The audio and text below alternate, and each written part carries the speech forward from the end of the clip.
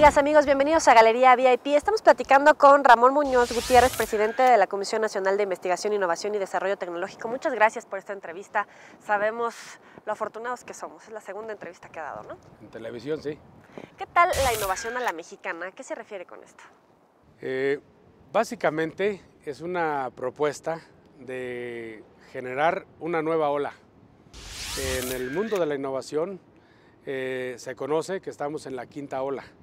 La primera estaba limitada a todo lo que es investigación y desarrollo. La innovación solo surgía de los departamentos de investigación y desarrollo. En la segunda dijeron, ¿y por qué el marketing no? Y lo sumaron. Investigación, desarrollo más marketing. En la tercera ola fue, ¿y por qué no innova toda la empresa?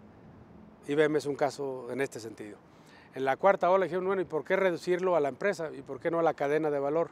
Proveedores, mercado, se amplió. En la quinta ola dijeron, ¿y por qué las ideas de innovación tienen que surgir de nuestro propio mundo? ¿Qué pasa si viene de fuera? Y se habla de la innovación abierta, como Procter & Gamble es una de las empresas que empezó a impulsar esta. En esa línea, por ejemplo, es interesante dar a conocer que, por ejemplo, el producto Downy, es un detergente, ¿no? Ese producto fue creado en México por Procter & Gamble, junto con el Instituto Politécnico Nacional, junto con el Instituto Mexicano de Dermatología y con Semarnat. Es el ejemplo claro de lo que es innovación abierta. Y yo estoy planteando una nueva ola, que es una sexta ola, que es innovación a la mexicana, donde... Suena atractivo. Suena muy atractivo, muy atractivo. ¿Qué características tendría esta nueva ola? Lo primero es que tiene que ver con democratizar la innovación. Así como democratizamos los mexicanos en algún momento la política o la transparencia o la ecología, es un asunto ya de todos, la innovación tendrá que ser un asunto igual de todos los mexicanos, todos a innovar, amas de casa, niños en las escuelas, profesionistas, campesinos, todos a innovar, democratizar la innovación. Porque el mayor secreto de la innovación es que cualquiera puede hacerla, cualquiera puede innovar. Nos han hecho creer, y eso es un mito que hay que quitar sobre la innovación, que es un asunto de los hombres de ciencia y de los tecnólogos. Y no es necesariamente así, no podemos reducirla a eso. Entonces, democratizar la innovación se convierte tal vez en la idea central de esta nueva propuesta de innovación a la mexicana. Pensando en cada uno de nuestros terrenos, a lo mejor como ama de casa, dentro de una empresa, en nuestro trabajo, ¿cómo podemos ir desarrollando esta innovación? ¿Qué es lo primero que tenemos que pensar? ¿Plantearnos el problema o cómo es este proceso? Todo pasa primeramente por revisualizar lo que yo llamo los paradigmas. El cerebro humano y en la vida del ser humano todo se reduce a conexiones neuronales. Todos tenemos cerca de 100,000 millones de neuronas en nuestro cerebro. En eso nos parecemos a los hindús, a los chinos, a cualquier mexicano. Lo que nos hace diferentes es la cantidad de conexiones neuronales. Cada conexión neuronal, cuando esta ya se establece, le llamamos paradigma. Entonces, el secreto de la innovación está en revisualizar los paradigmas. Es decir, todo pasa por cuestionar, desafiar una realidad que no te gusta, una conexión neuronal que te molesta, que te incomoda, que te genera un problema y dices, no me gusta esta realidad, yo la quisiera cambiar. Todo pasa por una inconformidad y por un retar el status quo, retar una creencia, retar un valor, retar un recuerdo, ¿no? Un molde, una norma, retarla, desafiarla. Todo empieza a partir de ahí. Por ejemplo, ¿alguna que usted haya retado? Bueno, por ejemplo, te voy a poner un caso, es muy conocido lo que es los miércoles ciudadanos. No sé si tú hayas escuchado de ellos, pero el miércoles ciudadano. En el pasado, los alcaldes, para poder recibir a alguien, pedía cita, se la concedían a unos cuantos, las largas filas para que lo recibieran y cuando ya terminaba el alcalde, ya no puede recibir más, la gente se iba. Yo promoví un encuentro, un acercamiento entre el alcalde y su equipo a través de esta forma conocida como Miércoles Ciudadano. Bajamos el escritorio literalmente de la oficina del alcalde a la plaza principal o al patio de Palacio Municipal, sentamos allí al alcalde a atender a la gente de manera abierta. De tú a tú. De tú a tú, pero le incorporamos tecnología, ¿sí? Para que las peticiones, solicitudes se pudieran ser procesadas y ahí mismo pusimos al director de Obras Públicas, al de que quieres ver el tema del agua, él mismo los iba canalizando y luego de otros órdenes de gobierno, estatales o federales, para que la gente podía ser. Entonces se fue conocido como Miércoles Ciudadano. Hoy por hoy Todavía hay municipios, por ejemplo en Teotihuacán, en el estado de Puebla, todavía lo usan, se llegó a usar en muchísimos municipios del país, pero parte de decir por qué tiene que ser la relación de una autoridad con el pueblo de este modo. ¿Qué pasa si? Todo pasa por dos preguntas, ¿por qué no? ¿Y qué pasa si? ¿Qué pasa si rompemos este esquema, esta forma de relacionar y la modalidad fue esta, pudo haber sido cualquier otra, ¿no? Claro, ¿y qué tan efectivos son estos resultados? O sea, si tienes allá el secretario de Obras, al de Agua, a lo mejor llega el agua a tu colonia o a lo mejor ponen el alumbrado que falta, pero grosso modo, más allá de estas pequeñas necesidades, ¿qué tanto impacto puede tener? Claro, yo te puse un ejemplo de tantos que podría, por una vivencia personal, digamos, a nivel en el ámbito municipal. Esto ya ha pasado el tiempo, ha ido evolucionando, se ha ido perfeccionando. En algunos lados los partidos políticos lo usan con otro nombre. Lo cierto es que los resultados han quedado a la vista. Fue una idea que en su momento fue innovadora. ¿Cómo saber que algo es innovador? Cuando tú creas resultados haciendo cosas nuevas. Y en este caso fueron documentados. El Centro de Investigación y Docencia Económica, el CIDE, por sus siglas, documentó todo este estudio sobre lo que representaba este tipo de iniciativas como la nueva gestión municipal en México. Tuvo su momento, digamos, ¿no? Nos decías, puede ser preguntarse por qué no, después ¿Qué pasa si? y qué pasa si, ver o medir de alguna manera estos resultados. ¿Qué otra etapa sigue en este proceso de innovación? Bueno, todo inicia por una realidad que tú no estás de acuerdo con ella y la desafías, ¿no? Y empieza por poner atención, observar, bueno, qué es lo que está mal en el mundo y qué puedo hacer yo al respecto. Porque si no puedo hacer nada, no tiene caso, ¿no? ¿Qué puedo hacer yo al respecto? Una de las modalidades de innovación en la mexicana que yo planteo es que sea integral, es decir, que no solo pensemos en el ámbito de los negocios, no solo en la caja registradora, que también la tenemos que considerar. Es fundamental la creación de resultados en tema económico, pero va mucho más allá. Por ejemplo, ¿qué pasa si lo que tú quieres es mejorar la calidad de enseñanza en las escuelas de aprendizaje? ¿Qué pasa si introduce la meditación como un elemento innovador en las aulas, como lo hacen varias escuelas en San Francisco, en Estados Unidos o en otros países, o como lo hace Google con sus empleados? O sea, introducir la meditación como un elemento de innovación. Bueno, ahí están resultados que vale la pena experimentar, pero pasa todo por cuestionar y el siguiente paso es poner atención. Lo que tú no pongas atención, donde fluye la atención, fluye la vida.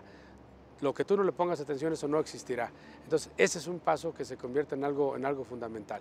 Y luego, evidentemente, entran otro tipo de habilidades, ¿no? Quizá la más esencial, te diría, es la habilidad de combinar. La innovación tiene que ver con conectar ideas dispares, combinar ideas que nadie ha relacionado entre sí. ¿Por ejemplo? Por ejemplo, piensa en Lego. Lego representa para mí quizás de las combinaciones más perfectas, ¿no? Porque lo que combina es el mundo de los sistemas, con bloques que son intercambiables, con el mundo de las posibilidades. Lo conecta con la imaginación de los niños y de los adultos y por lo tanto tienes tú ahí un mundo de posibilidades. No haces un solo juguete, puedes hacer miles de formas. Piensa, por ejemplo, en el propio iPad, por ejemplo, ¿no? Gracias a una pregunta de Steve Jobs que se dice, bueno, ¿y por qué no existe algo intermedio entre los teléfonos inteligentes y los computadores? Y surge el iPad, ¿no?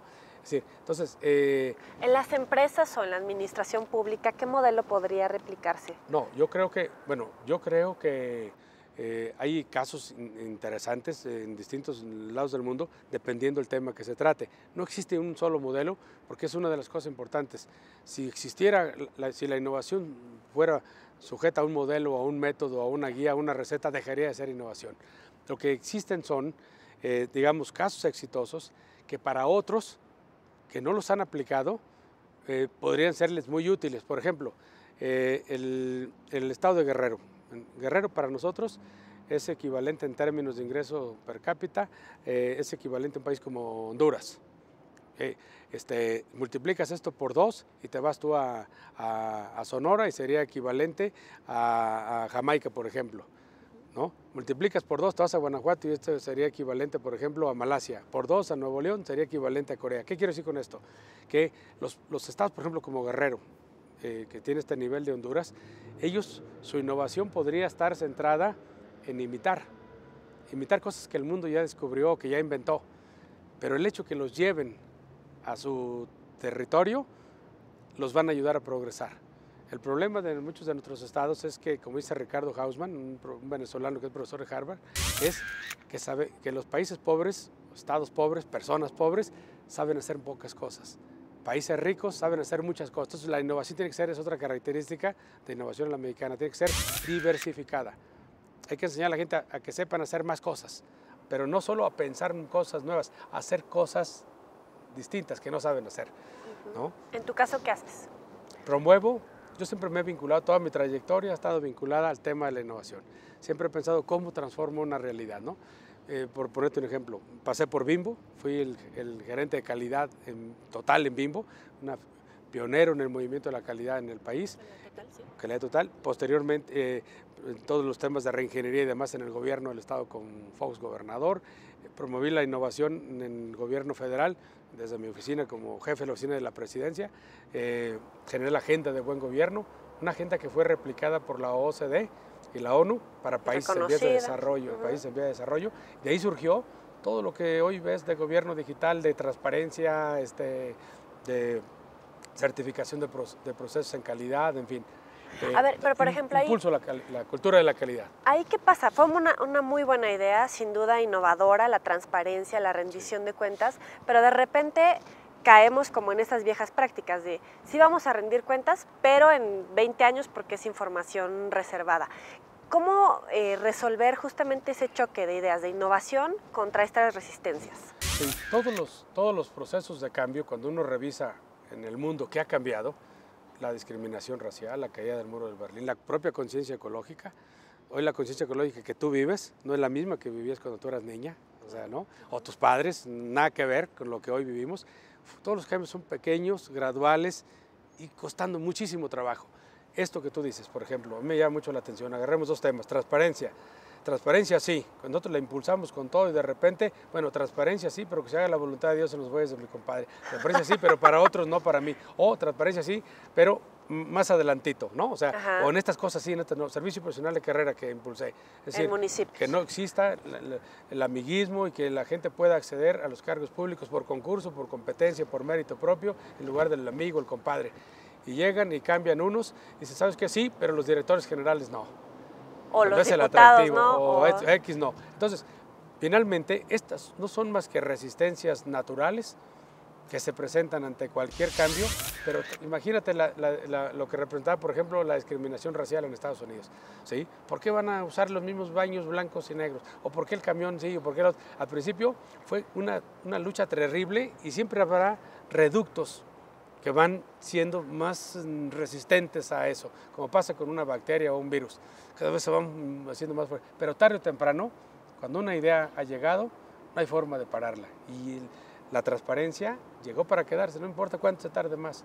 Difícilmente vas a regresar a la opacidad, ni siquiera podrás. La privacidad hoy con el mundo de las redes sociales está muerta. Te tienes que acostumbrar a un mundo abierto, no hay forma. Vamos a hacer una pequeña pausa con Ramón Muñoz y al volver seguimos platicando con él de temas muy interesantes. No le cambien.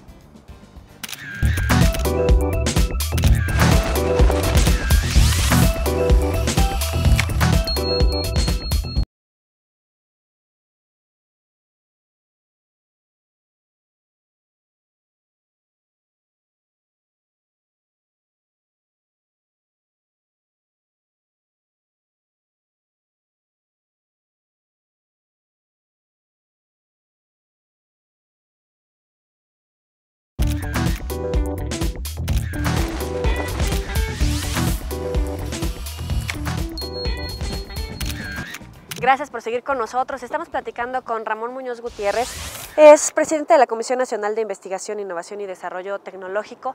Hablábamos acerca de la privacidad y lo público ahora en el ámbito de las redes sociales. Todavía existe de repente esa línea, o sea, el funcionario que tiene que acercarse a las redes sociales, sin embargo, de repente el debate de eso es privado o eso es público. ¿Cuál sería el límite?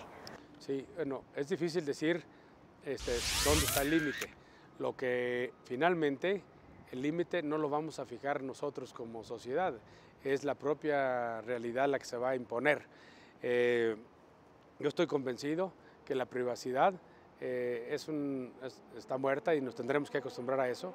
En una sociedad abierta, lo que tú no quieras que se sepa, pues ni lo pienses, ni lo hagas, no tienes vuelta de eso. Es difícil poder estar separando, sobre todo si eres un funcionario público, tu vida privada de tu mundo público.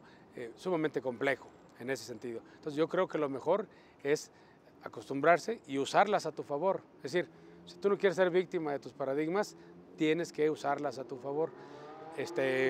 No hay de otra, los haces tus aliados, en este caso aliados de las redes sociales, o te conviertes en un víctima de ellos. Yo quiero pensar nada más, por ejemplo, para entender lo que esto representa. Yo tengo 4 hijos. De esos 4 hijos, una sola es mujer, tiene 21 años, una chica preciosa que estudia filosofía en la UP. Yo me acuerdo cuando era niña, tenía un cuadernito y era su diario color de rosa con un candadito. ¿Qué ponía ahí? Lo ignoro, pero ella escribía y guardaba su diario. Querido diario, mi papá, vete a saber. De repente eso ya no existe. ¿Qué existe? Facebook. Y ahora apareces tú ahí, en vacaciones, como antes, en fachas, ¿no? Y finalmente es un mundo abierto, ¿no? Totalmente. ¿Cómo puedes regular eso? Veía yo que algunos países latinoamericanos, sus congresos buscaban regular el mundo de Internet. No lo creo posible. Más bien lo que tenemos que hacer es ponerles en esa red lo mejor que tenemos, ¿no? Leía, por ejemplo, sobre Facebook que la mayor parte de los divorcios hoy por hoy han sido provocados justamente porque él o ella han encontrado información en esa red social.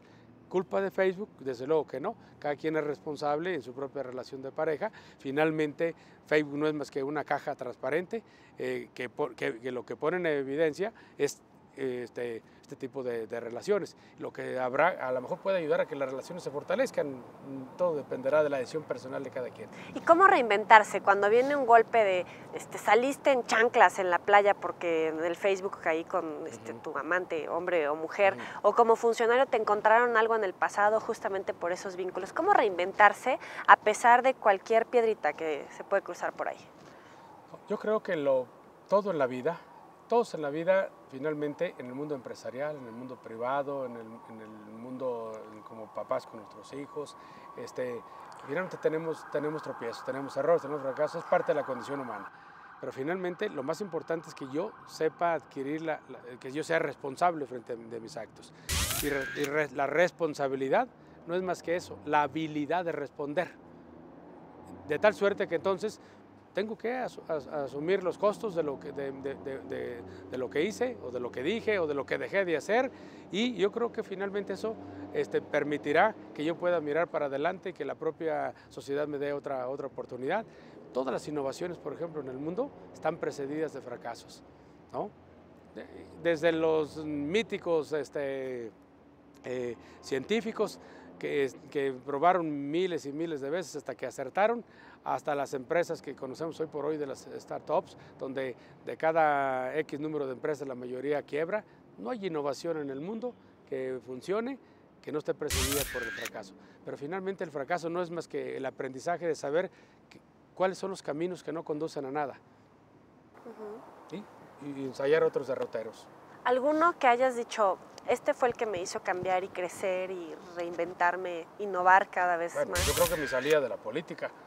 Te quiero ver, o sea, si te pasas 18 años ahí, ¿no? Donde el chequecito llega cada quincena, tus prestaciones, y además en esos cargos, jefe de la oficina de la presidencia, senador de la República, y de repente decido vivir una vida distinta, bueno, tener de entrada, yo no estaba nunca en televisión, hoy lo estoy, cuando pudo haberlo sido en el pasado, escribiendo libros, dando conferencias, asesorando gente que me dice, oye, tengo este proyecto, pero las puertas están cerradas, ¿y qué pasa si lees así? Ya buscaste estar conectando, creando redes, ensanchando espacios. Bueno, esta etapa de mi vida para mí es una reinvención tremenda, ¿no? Para poder sacar adelante una familia, 4 hijos, 2 en universidad, de otro punto de entrar también a la universidad. O sea, me agarra en la etapa de la curva de gastos más alta de mi vida y en un momento más complejo, digamos, pero más desafiante al mismo tiempo. Entonces, pero reinventar significa decir, yo soy capaz de aprender cosas nuevas. ¿sí? No puedo estar yo, porque cuando tú construyes algo, quedas preso de lo que construyes. Yo construí mi vida pública basada en una trayectoria. No podía yo quedar preso de eso que construí. Y entonces estoy creando cosas nuevas para que por lo menos que mi prisión sea más abierta, más amplia y decidida por mí. ¿Pero tienes alguna limitante, alguna reja todavía por superar? No, claro, todos. Bueno, desde luego que sí, en todos los sentidos. Finalmente todo se reduce a mí y al resto del mundo. Yo soy yo y el resto del mundo. Tú eres parte del resto del mundo. Y la realidad es mucho más abierta que yo. Entonces trata de, o sea, siempre existirá una brecha entre lo que yo conozco y sé y lo que existe en el mundo. Lo importante es la magnitud de esa brecha. Entonces lo que estoy trabajando cada vez más pues, es por ensanchar mi mundo, mi horizonte de posibilidades. Y desde luego eso significa hacer que mis límites se vayan yendo un poquito cada vez más lejos. Pero definitivamente pues, soy un ser limitado como cualquier otro habitante de este planeta. Como decía Einstein, todos somos ignorantes. Lo que pasa es que no todos ignoramos lo mismo. Todos somos limitantes, nada más que hay quien está en una pecera chiquita, otra en una más grande y otra en un espacio importante del océano. Estoy tratando de ampliar mis horizontes, ¿no? Hablabas de la innovación a la mexicana. ¿Cuál es ese concepto a la mexicana? Sí, lo que le da el toque, número uno es la democratización de la innovación. ¿Sí? Segundo, la diversidad. México es un país diverso. No será posible pensar que los mismos modelos de innovación, ideas, conceptos apliquen a Sinaloa, que apliquen a Guerrero. Tenemos que considerar la diversidad de que tenemos como país. Otro elemento importante es la integralidad. No todo se reduce al progreso económico. Hoy por hoy se están redefiniendo muchos otros conceptos, como el concepto de la felicidad. Hoy en la propia ONU está hablando no solo de Producto Interno Bruto, sino de felicidad nacional bruta. Por eso el INEGI ha medido la felicidad, qué tan felices somos los mexicanos. Si alguien logra una idea que innove su vida y le dé un poquito más de felicidad, bien, esa es valiosísima. Ese es otro concepto de la mexicana. Y quizá el otro elemento es innovar desde nuestras tradiciones. Casi siempre la gente se resiste a decir, es que esto va contra nuestras tradiciones. Es posible que poder coexistir. Por ejemplo, en Holanda, tú tienes al mismo tiempo los molinos de viento tradicionales, convencionales, ya no hacen nada, están para el turismo, son preciosos, y los campos de flores, de girasoles y demás que tienen ahí, de tal suerte que también coexisten, por ejemplo en URBS, coexisten lo que son los molinos eólicos, ¿sí? Con toda la belleza de las amapolas y demás, flores hermosas, dos mundos distintos que coexisten. La innovación coexiste con la tradición. Entonces, eso es factible. Podemos pensar en cultivos tradicionales, pero al mismo tiempo en cultivos basados en biotecnologías. Es posible. Lo importante es no quedarse preso de tu pasado, sino sacar de tu pasado lo mejor y enfrentar un futuro que finalmente es una época nueva que nos presenta desafíos monumentales. ¿Eso no depende del presupuesto asignado a ciencia y tecnología o la política pública o sí está atado a eso? Hay quien quiere atarlo a eso. Yo creo que es un error mentalmente atarnos a eso. Cuando tú construyes una teoría, quedas preso de lo que construyes. Yo creo que ese es un error. Se dice, México no llega al 1% del PIB, 0.36, o andamos fluctuando, digamos, porcentajes arriba o abajo, pero por debajo del 0.40, ¿no? Y otros países incluso superan el 2% de su PIB, ¿no? Es como Alemania, o países como Finlandia, Israel. Lo que no entendemos es que esa fórmula, primero, ¿cómo se compone? El principal componente de esa fórmula es que allá quien pone la mayor proporción es la iniciativa privada. Empresas como Nokia o empresas como Nintendo aportan mucho más que lo que puede aportar el propio país. El componente del Estado es muy poco, pero el Estado ¿cómo ayuda a esto? A través de incentivos fiscales a la innovación, que en México ya existían, en la época de Fox se implementaron, se quitaron, y entonces hoy no se estimula desde el punto de vista fiscal la innovación. Hay otros estímulos a la innovación que se utilizan a través de organismos como el CONACYT y demás que están haciendo un trabajo interesante, sin embargo no es suficiente. No será el gobierno de las arcas públicas el que logre ser competitivo en este rubro en relación al mundo, por un lado, pero por otro lado, aunque le pusiera el gobierno el 2% o ese 1% mínimo que la ley establece, yo creo que de nada servirá si no logramos nosotros entender que la innovación no es producto solamente de la inversión en la ciencia tal y la tecnología tal como hoy la entendemos, en publicación de papers, sin patentes, sin que esto transforme y permita progresar la sociedad y el mercado y reducir la distribución de la pobreza en el país. Necesitamos un concepto totalmente distinto en lo que se refiere al tema de la innovación, por eso la propuesta de innovación a la mexicana, y no atarlo al 1% del PIB. ¿Y los niños? Bueno, eso es para mí como un tema debatible, decir que ni estudian ni trabajan. Finalmente, tú pones tu corazón donde pones tu pasión y tú pones tu emoción. Sin pasión no tienes energía, sin energía no tienes nada. Esos niños a lo mejor no les interesa eso, pero siempre habrá algo que les interese. Habrá que entender cómo conectar todo ese torrente, todo ese potencial, toda esa energía hacia cosas productivas para el país. Yo no creo que exista jóvenes a los que les valga sombrilla la vida. No, no les interesará lo tuyo, y menos de la manera que tú se lo quieras imponer y demás. Pero finalmente habrá que encontrar y abrirles esas oportunidades que yo creo que eso es lo que se espera de la mayoría de los liderazgos, abrir las oportunidades para que cada quien pueda expandir sus límites, ensanchar sus horizontes y finalmente tratar de decir, bueno, ¿qué está mal en el mundo?